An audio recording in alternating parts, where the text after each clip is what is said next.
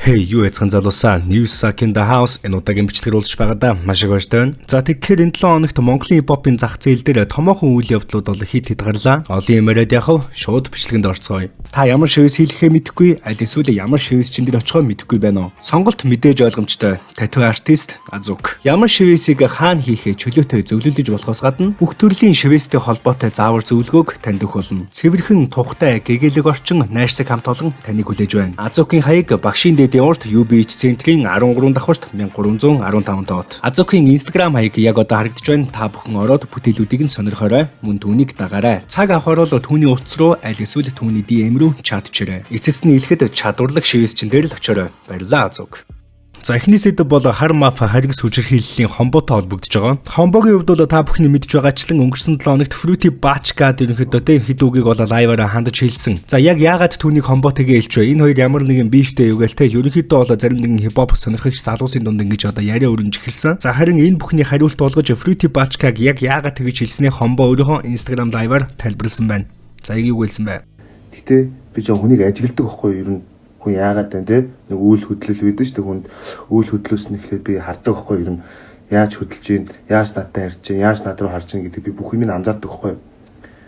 Тэнгүүд ихлээр Бачка зүгээр надад аягүй гоё ингээд юм найз гоё гэсэхгүй ингээд brother in the hood give me some nude гэж мэгж зүгээр гоё шил байдаг гэсэхгүй юу? Тэгээд би сүүлд нэг баримтлагаас гарч ирээд байжсэн чинь жоохон надад нэг тийм юу санагцсан.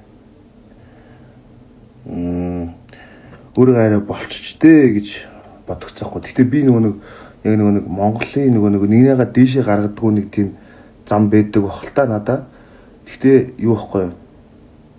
Тэг чинь ягаад гэвэл би хинтэг Бачкатай найз байсан болохоор надад тэгж үйл хөдлөл надад тэгж цаа аваар гаргасан болохоор би тэрнтэй бол тэхгүй байхгүй юу? Тэгээд яасан бэ гэвэл Triple X дээр нэг тийм босхгүй. Тэгснээ над руу ингэж нэг амар харснаа. Би яг нүг яасахгүй. Өглөө нь баримтлагаанаас гарсан. Би нэг сар баримтлагаанд байсан байхгүй. Тэгээд баримтлагаанаас гараад шууд гарсан чинь наа 200 дуудахгүй юу? My bro. Тэгээд дуудаад андаж гараад ирэж уун дуулахчихсан. Тэгээд нэг дууны явж чадаагүй. Тэгээд очсон чинь нэг жоох нэг тийм байдал үүсэжсэн байхгүй юу? Тэгээ би жоох анзаарахгүй яг Бачка бол анзааргүй л яг Бачка бол жоох ингэсэн юм шиг байгаацсан байхгүй. Тэгээ би Бачкатай найз байсан болохоор жоох нэг тэхгүй. Гэхдээ наагаас арай нэг тийм жоох зэлбэ халтар баста гэж бодсон юм шиг байгаа. Би бол анзаарахт бол тэгж анзаарсан.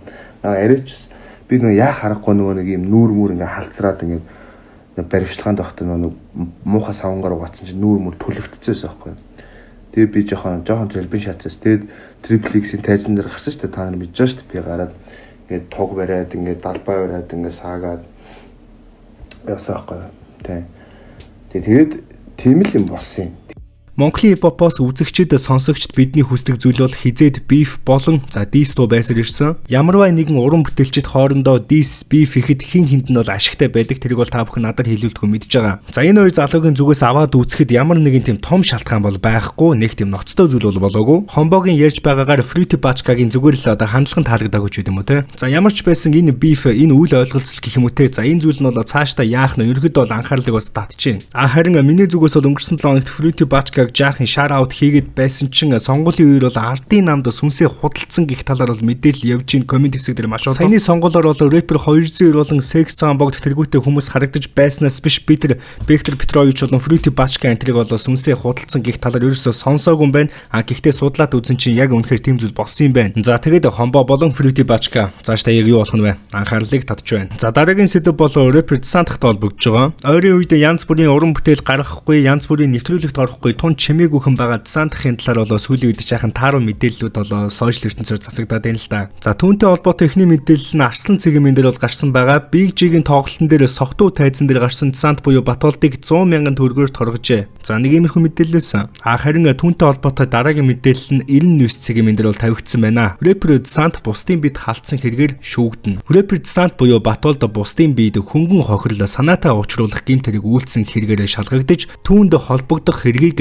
Сүхбаатар дүүргийн эрүүгийн хэргийн анхан шатны шүүх рүү шилжүүлжээ. Түүнд холбогдох гин буруугийн шүүх хурлыг эх сарын 6-нд товлсон байна. Хэрэв эрүүгийн хуулийн 11-ийн 6-д заасан хүний эрүүл мэндэд хөнгөн хохирол санаатай уучлуулах гэмт хэрэг үйлдсэн тогтоогдвол 451-ээс 1351-тэй тэнцэх хэмжээний төгрөгөөр торох, аль эсвэл 240 цагаас 720 цаг хүртэл хугацаагаар нийтэд тусдаа ажил хийлгэх, аль эсвэл 1 сараас 3 сар хүртэл хугацаагаар зорчих эрхийг хязгаарлах ял шийтгэл авах юм а. За Рэпер Десанттай холбоотой нэг иймэрхүү мэдээлэл 90 News цагийн мэндэр бол энэ 7 хоногт тавигдсан. 11 сарын сүүл 12 дугаар сарын ихэнх. Яг одоо бол Монголын урлагийн зах зээлийн томоохон ургац хураадаг сар. Энэ саруудад Монголын дуучин, бүжигчин, рэпер, ардын дуучин бүгд л тодорхой хэмжээний ажилтай болдог, тодорхой хэмжээний мөнгө хийдэг. Бүтэн жил яваад олоогүй мөнгөө ердөө ганцхан сард хийх маш том боломж. За яг энэ хариуцлагатай гэж болохоор үед Монголын зарим нэгэн рэперүүдийн талаар бол таагүй мэдээлэл бол цацагцсаар байна 7 хоногийн зайтай. Гэхдээ Рэпер Десанттай холбоотой энэ мэдээлэл нь бас юм төдийлөн хүнд мэдээлэл бас биш байгааг та бүхэн харж байгаа бох. Яг одоогийн байдлаар Рэпер Десантын хувьд бол Тонитынхонтойгоо хамт Таиландд болж байгаа Rolling Loud-ыг бол үзэж сонирхож явж байгаа юм байна лээ. За тэгээд нэг олон юм яриад яг энэ 7 хоногт Рэпер Десанттай холбоотой нэг иймэрхүү мэдээлэл цацагдсан байна. За дараагийн мэдээлэл бол дуучин Morning Star-т холбогдож байгаа. Morning Star-ийн хувьд энэ 7 хоногт өөрийнхөө хамтлагтайгаа хамт бие даасан тоглолтоо бол корпоратив хийсэн байгаа. Баяр хүргэе. За Morning Star-ийн хувьд бол 1-2 жилийн өмнөөс ахуулаад л хипхопоос хөндөрөөд ерөнхийдөө тэ яг энэ өөрийн сонирхол өөрийнхөө сүрээр бол одоо өөрийгөө дараагийн түвшинд бол аваатсан. Энэ бол амин төгжмийн хамтлаг байсан. За энэ нь ч ерөнхийдөө бол амжилттай болж саяны тоглолтын бүх плейд нь бол зарагдаж дууссан байна лээ. За хүмүүсийн reel, story болон зарим нэгэн бичлэгээс харахад бол энэ тоглолт үнэхээр галзуу тоглолт болсон зурагтай.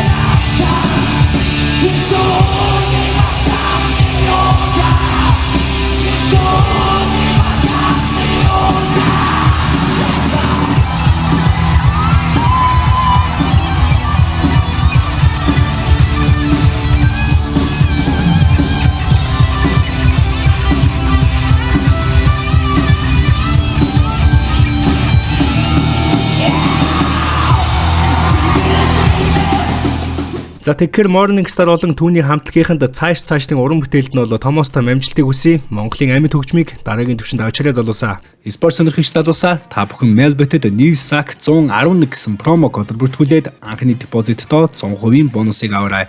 Энэ бол Melbet. За дараагийн сэдэв бол рэпер Гинжинтэй холбогдож байгаа. За рэпер Гинжингийн хувьд энэ 7 хоногт өөрийнхөө гэр бүлтэй хамт Тайван улсыг бол зорьсон байна. За тийшээгээ бол зүгээрч нэг яваагүй Тайваны уран бүтээлчтэй хамтрал хийж байгаа зурагтай. What up? Yeah, what's up? King Chain. We out here from Mongolia to Taipei. За түүний энэ удаагийн хамтарч байгаа уран бүтээлч нь сая харсанчлан Тайваны рэпер King Chain байсан. За King Chain-ийн хувьд бол Тайванд аль хэдийн нэр хүндээ олжчихсан хөгжмийн продюсер рэпер хүн байгаа. За тэрээр бол хипхопыг электро хөгжмөнтэй хослуулж дууснараа те бусдаас ерөнхийдөө ялгарч тэгээд ерөнхийдөө юм өрмөц байдал нь бол маш олон хүнд бол таалагдсан. King Chain-ийн хувьд хамгийн анх электро хөгжмөөр танигдж эхэлсэн бол за сүүлийн жилүүдэд бол те энэ R&B хипхоп чиглэл рүү бол түлхүүн анхаарч байгаа. Түүний хувьд бол Тайван төдийгүй олон улсын хөгжмийн тавцанд гарч иж байгаа шинэ үеийн одоо төлөөлөгчдийн нэг байгаа. За яг энэ уран бүтээлчтэй рэпер Гинжин бол хамтралыг хийж байгаа бөгөөд за саяхан бол ерөнхийдөө те Тайванд бол зураг авалтанд болсон зурагтай клип нэ. За Монголын уран бүтээлчд болоод Монголын хипхопын зах зээл маань сүүлийн жилүүдэд Тайван, Таиланд, за Япон. За энэ гурван улстай ерөнхийдөө бол те яг Азида маш их уялдаа холбоотой ажиллаж байгааг та бүхэн ажиглаж байгаа бах. Одоогоос 2 жилийн өмнө бол рэпер Big G AK69-тэй хамтрал хийсэн бол харин энэ жил бол те Chойдог болон Mövji-нэр Таиландын од рэпер Өвжи Бобитэй бол хамтралыг хийсэн шүү дээ. За хэрвээ та бүхэн Өвжи Бобигийн талаар огт мэдэхгүй бол би жоохон ч гэсэн та бүхэндээ ойлголтыг өгье түүний талаар. За Өвжи Боби бол Таиландын New School-ийн маш алдартай рэпер бөгөөд түүний бүтээлүүд нь англи хэл дээр ихэвчлэн гардаг тул олон улсын сонсогчдод одоо маш амархан хэлбэрхэн үрдэг. Тэрээр Таиландын Hype Train студийн уран бүтээлч бөгөөд Таиландын хипхоп соёлыг олон улсын хэмжээнд одоогийн байдлаар бол төлөөлж байгаа. За түүний хувийн мэдээлэл болоод зарим нэгэн зүйлс нь бол интернетээр бол маш хязгаарлагдмал байдаг. Гэхдээ ерөнхийдөө бол OG Bob-ыг маш олон сайтаар бичснээр бол 2000 оных одоогийн байдлаар 24 настай гэж үздэг. За мэдээж бол түүний талаараа саяхан хэлсэнчлэн Таиланддаа бол ерөнхийдөө миллионер хүндтэй тэгээ сүүлийн үед бол маш хүчтэй гарч ирж байгаа. За дуунууд нь ерөнхийдөө дандаа англи дээр үүдэг учраас олон улсын зах зээл дээр гарах ерөнхийдөө бол боломжтой. Олон улсын зах зээл дээр бас өөрийн гэсэн үзэгчтэй, сонсогчтой. Тэгэд бас зарим нэгэн Азийн уран бүтээлчтэй хамтрахад бол цаа чи ерөнхийдөө бол нэлээд нээлттэй харьцдаг гэж шүү. За тэгээд энэ мэдээлчлэн Монголын уран бүтээлчд маань Азийн ингэж тэгээ топ зэрэглэлийн уран бүтээлчтэй хамтарч байгаа нь ерөнхийдөө бол маш сайшаалт эрг. Яг одоо бол Монголын хипхоп маань Азийн зах зээл дээр гарахад хамгийн чухал байгаа. За миний бодлоор бол YMOG, рэпер Гинжин, рэпер Mrs.M яг одоо Азийн зах зээл дээр гарах хамгийн chance рэперүүд гэж бол миний бодлоор боддог. За тэгээд мэдээж өөр хэн нэгэн байвал сайн л үз. Хамгийн гол нь Монголын уран бүтээлчд маань Азийн зах зээл рүү гарах нь чухал. Энэ удаагийн бичлэг маань үгээр өндөрлөж байна. Хэрвээ янз бүрийн яриа хөрө болон хамтран ажиллах санал, янз бүрийн мэдээлэл илгээхээр бол хамаатны анх гэсэн Instagram хаягаар холбогдорой. Лайк болон subscribe дарахаа битгий мартаарай. Сакаут түрээштэй үзэгчтэй.